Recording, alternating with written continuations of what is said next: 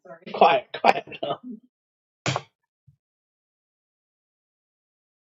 Hey everyone, Robert with Robert Nixon Real Estate here. Happy Friday. We been doing a couple hours of this Tony Robbins event the last few days here. It's been kind of interesting. Um, they challenged us today to do a little live video on their Facebook page. So I was gonna do that here too, but we haven't even done it there yet. So I challenged Tanya that if she did it with me on their page, that I would do it here. But we were supposed to do that first, and time gets away from us. This was go live yesterday, but here I am now, and I was going to talk about, as you can see in my background, it's kind of cool actually, a little bit blurry there, but the windows. Greg, what are they called? BC box office.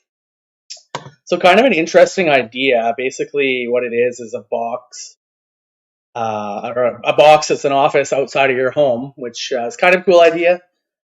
I think working from home, I've worked from home for quite a while. I left my old brokerage office because it was just like, it was a little tiny, it was a tiny office, smaller than my office at home here.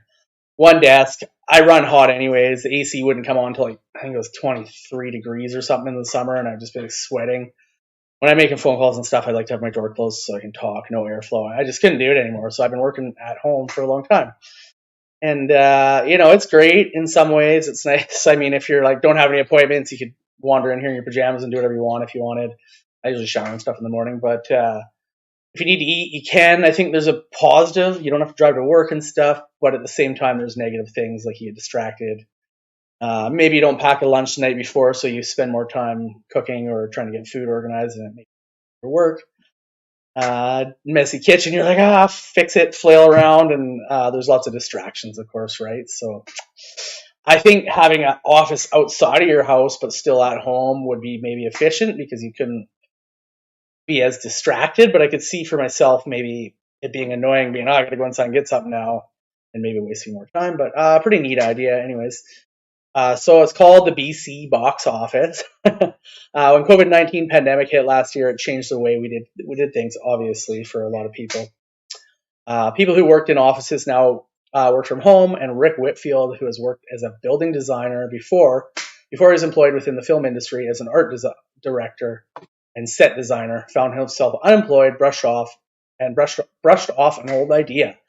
So 10 years ago, married a toddler and puppy, the idea of a box office formed, an office away from home, but at home. Such a great idea, especially because there can be a ton of distractions in your home, like I said, for myself. The kitchen, you name it, right? Obviously, my office at home is my home office too, so there's always like bills or some mail on the desk here, right? Um, so separating the personal office stuff from the business office stuff. In some senses, it's kind of nice because you can work it together sometimes and maybe get it all done. But like taxes, stuff like that, I got taxes on my desk. I want to start to get organized for it early this year. So, anyways, lots of distractions in the home. The kid gets home from school and starts yelling and photobombing your videos, which is all right sometimes. But so the base model of the 64 square foot, so that's about 6.5 feet by 10, I guess, depending, probably a little more square than that, but this is an idea, not huge. 64 square foot box office comes with your choice of exterior skin design, a fully finished interior, real wood desk and cabinetry, acoustic ceiling tiles, a programmable ventilation unit, a heater, and electrical outlets. Obviously, you'd have to run some power out to it. Some of the interest has come from people living on BC's Gulf Islands, which I could, are we considered a Gulf Island? I guess so. But I grew up on Hornby, which is obviously a little more remote. Whitfield says that the box offices are ideal since getting tradespeople to work on projects in the Gulf Islands can be time consuming and costly. Which I agree with. Growing up on Hornby, I mean, you got to get stuff shipped over, wood supplies. If you don't have something, you got to go to town to get it or have it shipped. And then, trying to get labor, I think anywhere in BC or in the world right now is probably a challenge for a lot of things. So nice just to have it delivered and ready to go, hook the power up. The box office comes with a $30,000 price tag, but Whitfield hopes that with more buyers, the cost can be reduced. So I guess, like anything, as more, they can get more affordable by maybe building them. buying more supplies at once. I'll post a little link below to to this. I think it's to this the article, vancouverisawesome.com/Vancouver News.